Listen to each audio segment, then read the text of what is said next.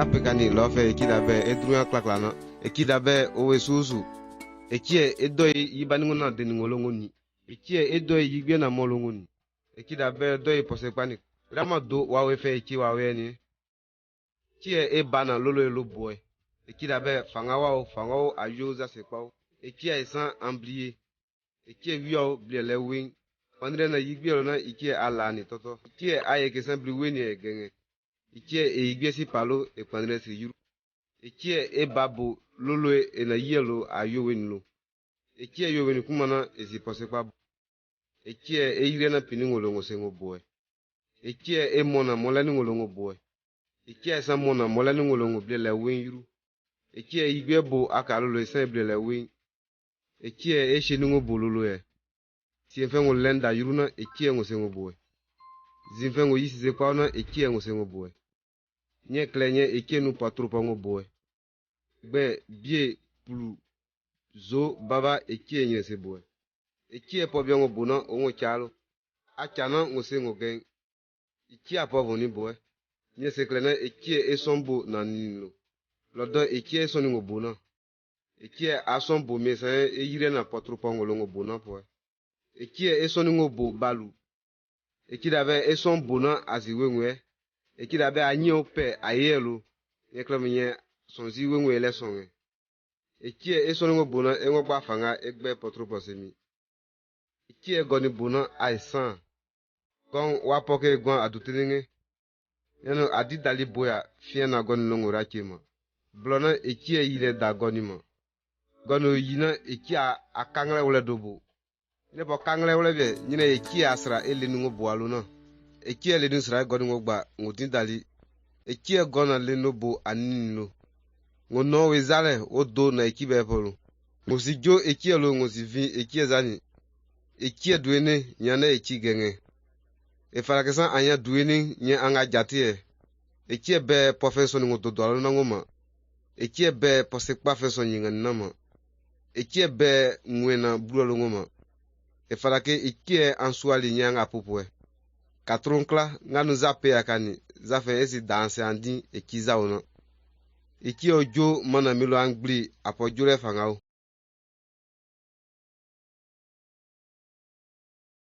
nyanu zavoni dope akani rofele na zagena zavonlo modun blielo na gon doile ngasi adan len doile ngasi ev eki gonna lenungo bona nango gen ngazavoni doe ana ngazavoni lesa doe ekidabe ebri gen do bongoni o yiri ben gen gege ekidabe engo kla bri gen bio ekidabe atu aba yiri ben blenne gen ekiape adamni meze yiri ben sekpa ble sen doyan pole yiri fe eza gen na zavoni lo dona afarakesa songa ben ble mi yiri bie ben ble de miega nyire popo tutene bie nye ekia san ble na adana evlo na ekia vingo zani ngo ya jano ekilo engo gba iraya gen engo gba pobre gen fe ngo gbere amano za dutine fe nga lena ane yiri fe sanga beni blene ngo irala no sondo blo avi adana evlo ngo zanye tutran lenye po son bien na tutran son vonier avi ekidabe zanye ekpo ekidabe po bo asekpani tutran dokisan eki evi adana evlo ngo ni nyire kuma sutran avi adana evlo ngo zanye Brigen fe ki ngo gba fe ngo irale ona mlendo wao mlembie ezadon son fe ki ngo boklo na ngo sekpa ngoma tutran dum mleo nye mleta jo lenilo mle len la se ki asa iri bengengen fe ngo kalo na yede kable ev ayesi san ekida ba san mezi yire bene sekpa ble san do fe ka pole yiri fe za geni na voni lo donanye eki asan le de ka ble le de ka bama na le de ka gai mle san leni wangwa na peani eki ape kanilo dreka gai eki adokisan fe ka gbo blede ka le mi atetipo mle okiran pe evni na pozasra mle po yuzama eki da be potwe iri beni cha agbo bli nyekle agent atangba iri beni gbo abli iri beni blede klena adona evlo ngo zagena zavoni lodon nguno eke ngo misoni plena ngola na chicha ngata ngo misoni ma ngo be ngo go ikie ma ngono doke nga ikie po zasra na yine ngo delu dre son azigo ekie mwe son do aziapo zavonigo kena ekie ayene ekie anza sedon ekie adana evlongo ye engola ekie asan yiri befe ma san kable na kable fa adan pe ekie ni san eve engma yiri beni mablina eva pe ekie ni san mle engwanwa nyiri beni blina ekie adoksa mle eleni wangwa na dre adana evlona ekie vingozani ekie asan fendo de ongogba po fen ongobo zawona nyeklena ekie ape evni san minyo weni srana mile nyilele ole gli ekie ape adani san minyo weni srana ba zozo mikama wari bengen badre ba nu lele fen son yuna boya mito adan wandre ya obua klemana yo problele kia mi bo bubuo mienu tria mi dum bubuo ekie adana evlongo ya engo bongo ira ya genu zavon lelele engona ekidongo fonla kimo adana evlonga zinga son ekie dindre egbo tetena ngonuga nyanga twa bulale na zavon lo engunu bina ekie eteipe adana evlongoni tutra ege mlediwe ta chrampe ngoni yiri benfen ekie asanga ble nga blina nyine kuma ngoga nye duene ne eka ma fulona ayani ango zavon le eki weni angasra anse ango mi adana evlongo po tutran egya krampe ani nyanya tronglalo mi san evpopo sutran wa ikami ekida be po za mwen san apofen wa peminna sutran avi son topo nye wachicha ya ngwanwa e farake an ekida be po weni ma an sutran po wangwale weni yantu awe ndalen luna ndalen gonngolo sofen o yile ekie po yo weni male ekie ezavun bo nyine po nangulo ekie adana evlongo ya engo bongo ira ya genyo nyine kle ngunu lengom planyi ngo lengom plamengo si kai ena abelno abel zafen ale na ase ekiblunyi kai ezavunye le no fen do kai zubi azuklo de adana evlongo lenyo yi son ngunu le bleng balo son vonye ngunu le bleng ngo zavoni le kima ngo tringo zavoni le kima kia wa ile kezen son ngo zale polo le evoni susu ki afeki aisan nson fe ngo sobeina nganu ngo boya balo ekie nyine fekien ande adoya wani ezianle son do blona nyine zi ekie blo nyine zale son bietole nufu le son te son fe na ekilo ngo za omlo le no nufu po zale le shulo to na son fe ngo blogbona ngo ekie ape nuni san nganu son ngo tele nya ya balo nyine klena son ngo ba pana za vonelo nganu la bedu ban ya balo fe o po voni na po genu ngo ngo sengo bo balo ekie ape nuni san nuna anangolo alenu po nangolo ongolo ta za voni bia wasro ngo me ekie ape nuni san eblikika ena po son ngo irablo ekie san e patro po plan lansra le na gonu ya bla blife na son ngo irale no nyefe ekie ape nuni na ankablo na nu eyi ekiema ayo weni ma nyefe ekia san ya lena enyinele nu airaya sisi be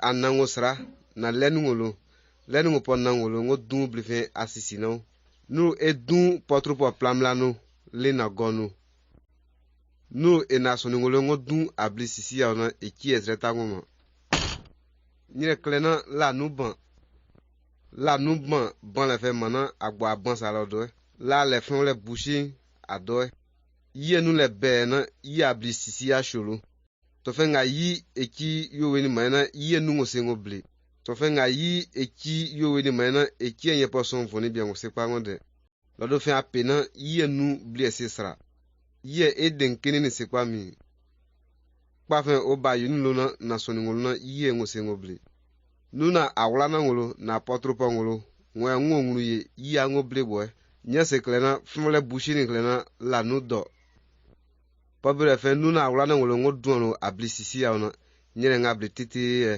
mo soni jere klena na ye be ya blana nu awla e dole denilo kwe do fumle bu jere klena ye se gaga nuna awlana ngolo na potrupa ngolo na popo alengo keke ngoma ngosengo bo nu blisisi yaw nyire klena nu eki wa maka ngosu eki ayo weri na nyato apopo alengo gbome nyese kpafe anga peana teye ande elena kweblenya ejena eki alile asra asra afro toni ngo zavun lele atwa eki bango gagale amma klema eki bango gagale amma dre ejanvi anzani susu sofenga su eki yoweni lie na sofengo zavun le na ona eki adungo sengo zozo ya eki esan aviza voni le linie aviza voni nie zavun le lie farakisa mizozo zavun fenga le somana defen okun awe toni gbawe na ngo zavun le gbo flona ngo za gene ona ngo nyine po voni bielota soni gbo ngo potrupo woze kinga wani lila na eki pota ngo zavun fenga le nalu son dutinin pe po wang nye zavun bien ngo lotai potrupo wang azizavun bien ngo lotai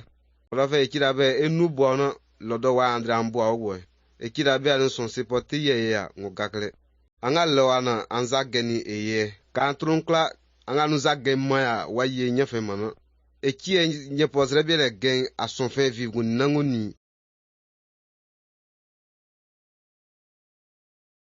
nu gana nya son ngonu za vun lele ngunu biye ekirabe apoza zrela Egne le ala soni ngoni na ngozi ngozre doya. Eki pozre fen lana nye soni ngasra na ngapopo. Eki pozre kano. Eki esan dutenge ele eki ansu ali nga popo. Ende ansu eki yo lidre. Ende anga agbona yire ngolongo jate agbe eki emie. Ende anga eki tosi jasa.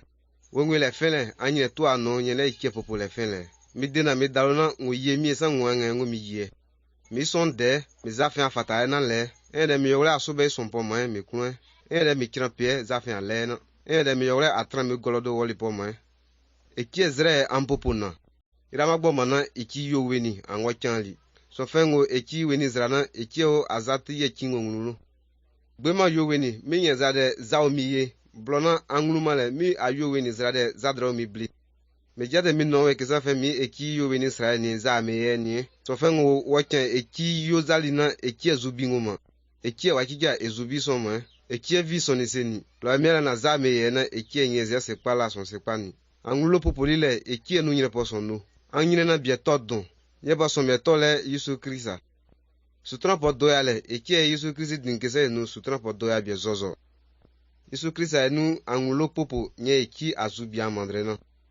Zavoni fe annena mitete mizinye po zavoni bie nya mitete. Yesu Krista yi soningo zavoni nya andra tete nya le. Lodo fe Yesu Krista nu klenwona nganu nye pe anga lakani. Kweblenya ejena zan lendo we ngasi Marie. A gondo don sa fin. E fadake e Jean gondolo gonfen ngasi Joseph. Le nu bi ngulenre kunle mana ekidabe lendini enujo Marie lo. Ape anisen ekie mi popo e mi bo lentongo gbriyo. Ekidabe wanu wolen kla mi lo yemenu len gonyia. Maria e san. Manne amo ekirabe podren leni. Eki ale mie nga pelo pile fe mana lodo eki ale na. Marie ablonyi nye po gbie zao. Mangulu manu pofe ngombo zavoni mana uyo wene ngene masarana. Ekidabe po lendini le dotajo Marie lo dotajo Joseph lo. Joseph onyona ekidabe lendini jo lo. Me yin kesa me minna Marie lenre kwenye. Eyan lenfe yana eta ekidabe blonyi lemma. Eyan len gonfe yana mi toka Yesu. Anye yanu zavoni poya wabo asoni ngoma. Ekie po lendini le lodo apena. Nango nye po lemye yide Joseph na Marie lo ngota agbedoe gbebi etole Bethlehem. So ngo bo blima ngunu gbepa beda wa nye po gbebi ewedre. Marie na Joseph lo ngota beda potrupo ngo beda yao. We ngo gwen Marie eleni ye. Elen fe yina len le gon ngatoka Yesu. Fefe yuru efen leni yina na sontroli dongo powe. Eki len dinie dota jo nye po so no chalibie ngolo. Eki len dinie asan ka yinge nu dine gempe akanye. Pron yuru na pafe e son boauna elenya. Ka e bedale trupa ngo poble yae. Nye klena eki len dinie ngo bolulwe ngo blableng. Ngo len da kesan. Ngo eki wa maka lolowe. Eki za gembla troma. Eki wa vine la soningoni. Nye klena eki len dinie nu ngo drengo ta lolowe. Patrouille ngo yalo ngo ta Bethlehem. Ngo ta Marie lo Joseph lo na ngo len Yesu lo.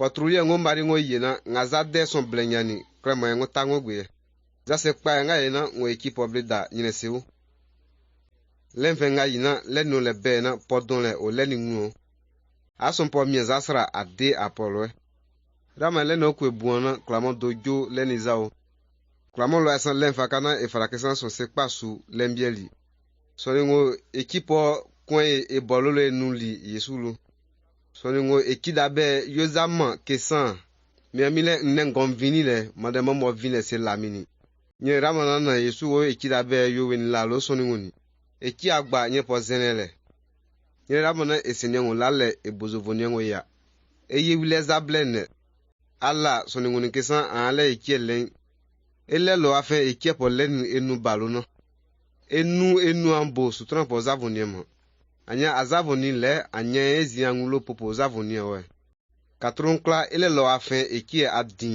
balono no